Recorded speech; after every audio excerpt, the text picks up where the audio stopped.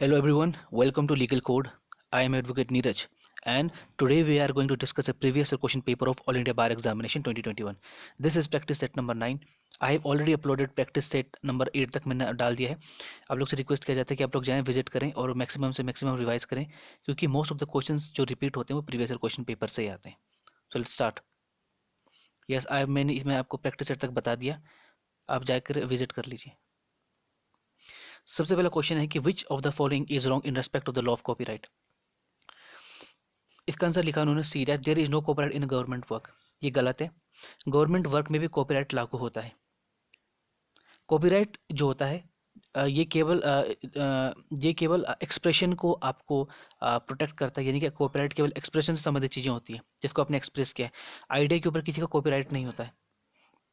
और इसी के साथ there is no copyright in the respect of the fact के तौर पर भी नहीं होता. Next. Under the Indian Evidence Act, the character of the person is not relevant in which of the following cases? So 62 का जो answer है that is D. Character affecting the amount of damage is in civil cases. यानी कि Indian evidence act के तहत अगर किसी व्यक्ति का जो चरित्र होता है वो रेलिवेंट नहीं होता. कौन से केसेस में? सिविल केसेस में क्या होता है कि किसी व्यक्ति का जो प्रीवियस करेक्टर वो सिविल केसेस में डैमेज के अमाउंट को जो कि बेसिकली जो कि उनके अमाउंट से लेकर के जो संबंधित करेक्टर होता है वो अफेक्ट नहीं करता है. तो बेसिकली सेक्शन 55 में बताया गया, इसमें लिखा गया कि characters as affecting the damages. तो सिविल केसेस में ये होता है कि ये तथ्य कि किसी व्यक्ति का चरित्र इस प्रकार का है कि वो मतलब बेसिकली डैमेजेस के अमाउंट को मतलब अफेक्ट करता है. ये इससे कोई फ़र्क नहीं पड़ता. लेकिन क्रिमिनल केसेस में अगर कोई व्यक्ति जिसका जो इनका जो करेक्टर हो जाता है यानी कि प्रीवियस गुड करेक्टर जो क्रिमिनल केसेस में होता है वो मतलब बेसिकली इंडियन एविडेंस एक्ट के तहत वो रेलिवेंट माना जाता है. That is very very important case. So sorry section. Next. Which one of the following is a primary evidence? तो इसका आंसर है document produce from the inspection of the court, यानी कि न्यायालय के समक्ष उसी दस्तावेज को यानी कि ओरिजिनल दस्तावेज को पेश करना ही इसके तहत इसमें बेसिकली प्राइमरी एविडेंस माना जाता है. Next. The consumer protection act 1986. देखिए मैंने आपको बताया कि देखिए आपको जितने भी एक्ट्स जो हैं जो कि इस बार एग्जाम में आएंगे ऑल इंडिया बार एग्जामिनेशन में, उनके जो डेट्स वो कब लागू हुए कब इन्फोर्स हुए उसकी तारीख को भी पढ़ के जाना है. क्योंकि कई बार देखा गया है कि जो इन्वायरमेंट प्रोटेक्शन एक्ट होता है या फिर जो आपका जो इससे रिलेटेड जितने भी एक्ट्स होते हैं उनके आपको ओवरऑल आइडिया होना चाहिए कि वो कब इंप्लीमेंट किया गया यानी कि कब इन्फोर्स किया गया भारत में. इसका आंसर है date is D 24 December 1986. Next. Which one of the following section of the Consumer Protection Act 1986 defined consumer? तो इसमें इसका जो आंसर है 21 का 65 का date is D. Section number 21D इसका आंसर है. सेक्शन नंबर 21D में लिखा गया कंज्यूमर. तो कंज्यूमर कौन होता है? कंज्यूमर वो होता है जो किसी सामान को खरीदता है और वो भी कंसिडरेशन करके पैसे देकर किसी सामान को खरीदता है, या तो उसने उस सामान के लिए पैसे दे दिए या पैसे देने का वादा किया है, या इसी के अंदर इसी के साथ साथ या फिर वो किसी भी प्रकार के सर्विसेज को भी लेता है, तो भी इसके अंदर ये माना जाएगा कि वो कंज्यूमर है. लेकिन इसके अंदर अगर कोई भी चीज़ जिसका इस्तेमाल कमर्शियल पर्पस के लिए किया जाता है या रीसेल किया जाता है तो ये इसके अंदर कंज्यूमर में नहीं आता है. लेकिन अगर कोई व्यक्ति इसका इस्तेमाल अपनी सेल्फ एम्प्लॉयमेंट के लिए करता है then he will become a consumer. That is very very important. ये कई बार मतलब इस प्रकार से सवाल पूछा जा सकता है, तो आप लोग तैयार रहें. अगर सेक्शन नंबर 21A की बात करते हैं तो इसमें बताया गया है कि अप्रोप्रिएट लेबोरेटरीज की बात की गई है, जिसमें लेबोरेटरीज अगर किसी प्रकार का कोई भी खराब माल पाया जाता है तो उसको किस प्रकार से सेंट्रल गवर्नमेंट के द्वारा बनाई गई लेबोरेटरीज में उसको उसका उसका किस प्रकार से परीक्षण किया जाएगा. और उसी में इसके अंदर सेंट्रल गवर्नमेंट द्वारा बनाई गई रिकॉग्नाइज्ड लेबोरेटरीज आती हैं और स्टेट गवर्नमेंट द्वारा रिकॉग्नाइज्ड यूनिवर्सिटीज आती हैं. सेक्शन नंबर 21B की जब हम बात करते हैं इसमें बताया कंप्लेनेंट. कंप्लेनेंट कौन हो सकता है? तो कंप्लेनेंट कोई भी कंज्यूमर हो सकता है, या फिर कोई भी जो कंपनीज एक्ट 1956 के तहत जो वॉलंटरी कंज्यूमर एसोसिएशन जो होते हैं ये भी हो सकती है, या फिर सेंट्रल स्टेट गवर्नमेंट के द्वारा भी अगर किया जाता है that is also termed as complainant के अंदर आता है. कंप्लेनेंट क्या होता है? कंप्लेंट आप किस चीज़ के बारे में कर सकता है कि किसी व्यक्ति के द्वारा कोई अनफेयर ट्रेड प्रैक्टिस किया जा रहा है किसी ट्रेडर या डीलर के द्वारा, या फिर उसके सामान पर एक से अधिक क्या डिफेक्ट्स है, या उनकी सेवा में किसी प्रकार की कमी है, etcetera etcetera. Next. The principle law of taxation that no tax shall be levied or collected excepted by the authority of law. ये किस में बताया गया? That is very very important. तो इसका आंसर है 66 का ए है दैट इज 265. देखिए 285 अगर डी की बात करते हैं 285 को इसमें लिखा गया है कि सेंट्रल गवर्नमेंट द्वारा किसी प्रकार का जो टैक्स होता है वो सेंट्रल गवर्नमेंट के ऊपर नहीं लगाया जाएगा, क्योंकि आपको पता ही है कि अगर देश में किसी प्रकार का रेल बनाना है, सड़क बनाना है, हॉस्पिटल बनाना है, उसके लिए लोगों की और क्योंकि सेंटर का काम होता है कि वो लोगों के जितने भी हमारे डायरेक्टर प्रिंसिपल स्टेट पॉलिसी है उसके तहत लोगों के लिए मतलब सुविधा सुविधा प्रदान करना, यानी सोशली इकोनॉमिकली लोगों को सपोर्ट करना है, तो उसके लिए उनको लैंड की जरूरत पड़ती है, रेलवे की जरूरत पड़ती है। तो उनके द्वारा जितने भी चीज़ों का इस्तेमाल किया जाता है उसमें किसी प्रकार का स्टेट गवर्नमेंट द्वारा टैक्स नहीं लगाया जाएगा। ये 285 आर्टिकल में बताया गया। 300 में तो सिंपल आपको पता ही है कि इसमें सूट से प्रोसीडिंग्स की बात की जाती है सरकार के खिलाफ। तो अगर सरकार के तौर पर अगर कोई स्टेट गवर्नमेंट है तो उसमें स्टेट गवर्नमेंट का नाम आएगा। अगर वो सेंट्रल है तो इसमें यूनियन ऑफ इंडिया आएगा। 300 में बताया गया। 91 जी में तो बताया गया है कि कोई भी व्यक्ति किसी प्रकार के प्रोफेशन को प्रैक्टिस कर सकता है, वो किसी प्रकार के ऑक्यूपेशन को, ट्रेड को, ये बिजनेस को चला सकता है। 19 आर्टिकल नंबर 91 जी जो हमारा फंडामेंटल राइट है इसमें बताया गया है। और 265 तो मैंने आपको बताया, इसका आंसर ए है। Next, under which section of the income tax act income of other person are included in the assessed total income? That is very very important. 56 से लेकर के 58 तक में क्या बताया गया है, इसमें लिखा गया income from the other sources के बारे में बताया गया। आपको मैं बता रहा हूँ कि इंडेक्स को जरूर आप पढ़ के जाइए, क्योंकि index that is very very important. देखिए, इनकम टैक्स एक्ट की बात करते हैं तो इसमें अंदर से घुस के नहीं पूछते, वो केवल इंडेक्स से पूछते। तो आप इंडेक्स की फोटो कॉपी करके लेके जाएं और इंडेक्स से बहुत सारे वो आ जाते हैं, क्वेश्चन आ जाते हैं। सेक्शन में 56 से लेकर के 58 तक की बात करते हैं, इसमें बताया गया income from the other sources के बारे में बताया। सेक्शन नंबर 139 से 147 में बताया गया कि प्रोसीजर ऑफ असेसमेंट, यानी कि उनका जो असेसमेंट किस प्रकार से किया जाएगा। असेसमेंट का मतलब क्या होता है कि यानी कि असेसमेंट की शुरुआत कब होती है, हमेशा 1 अप्रैल से शुरू होती है और 31 मार्च को खत्म होती है। ये आपको पता होना चाहिए अगले साल की। फिर सेक्शन नंबर 246 से 262 में बताया गया appeal to the deputy commissioner, या फिर कमिश्नर को अपील करते हैं उससे संबंधित मामला होता है उससे। फिर सेक्शन नंबर 60 से 65 में बताया income of the other person included in the assessee. SSC कौन होते हैं, जो कि टैक्स भरते हैं, इनकम टैक्स पेयर जो होते हैं उसको एसएससी बोलते हैं। नेक्स्ट, इसका आंसर डी है वैसे। Next, under which of the following article of Indian Constitution Parliament is empowered to legislate with respect to the matter in the state in the national interest? तो इसका answer 249, यानी कि 200 इसमें कहते हैं आर्टिकल 249 के तहत ये होता है कि जो राज्यसभा के पास पावर होता है कि अगर किसी भी स्टेट लिस्ट में, यानी कि नेशनल इंटरेस्ट में अगर कोई भी कानून बनाना है जो कि स्टेट लिस्ट में दी गई, तो इसके अंदर राज्यसभा के पास पावर होता है कि वो उसके संबंध में कानून बना सकती है।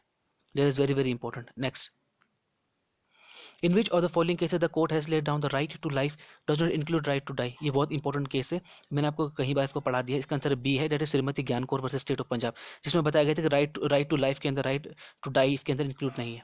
Next, the question whether a bell is a money bill, sorry, a question whether a bill is a money bill और नॉट इज डिसाइड बाय, कौन डिसाइड करता है? बेसिकली जो लोकसभा का जो स्पीकर होता है डिसाइड करता है कि जो दिया गया बिल, जो कि पार्लियामेंट में जो भी बिल पेश किया जाता है कि वो मनी बिल है या नहीं, ये कौन डिसाइड करता है? लोकसभा का स्पीकर करता है। That is very very important question. Next,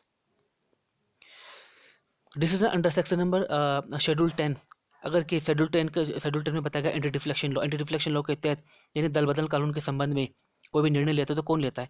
तो ये कौन लेता है कि जो है कि अगर लोकसभा कर रहा है तो कोई भी उसका, लोकसभा कर रहा है तो स्पीकर, और राज्यसभा कर रहा है तो चेयरमैन साहब जो होते हैं वो प्रेसिडाइजिंग ऑफिसर जो हाउसेस के, वही लोग शेड्यूल नंबर 10 यानी एंटी डिफ्लेक्शन लॉ के तहत डिसाइड करते हैं। That is very very important. Next, in which of the following cases the supreme court held that international commercial arbitration is one which has its a juridical or a legal seat of arbitration outside India?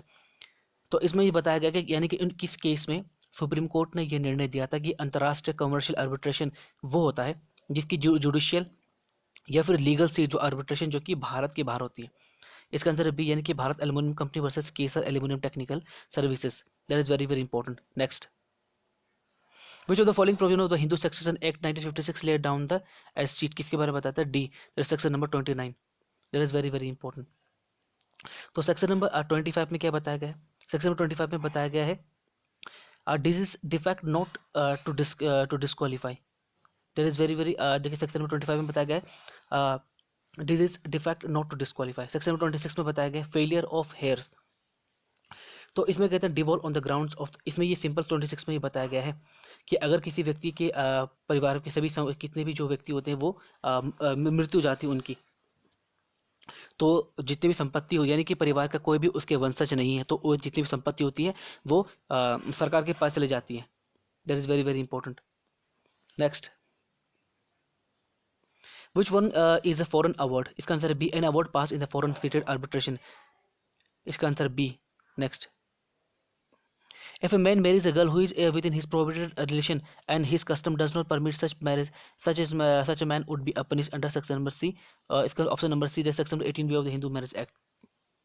तो देखिए इसमें simply बताया, section number 17 में बताया गया है कि अगर कोई व्यक्ति बाईगेमी यानी कि बाईगेमी के लिए पनिशमेंट की बात की गई, जैसे 494 और 495 आईपीसी में बताया गया है कि अगर कोई भी व्यक्ति चाहे वो लड़की चाहे वो मैन हो या वुमेन हो, वो शादी करने के बाद अगर किसी अन्य व्यक्ति से जो कि जिसकी जीवित पत्नी या जीवित पति जिंदा है, तो वो अगर शादी करते हैं तो पनिशमेंट संबंध बताया गया।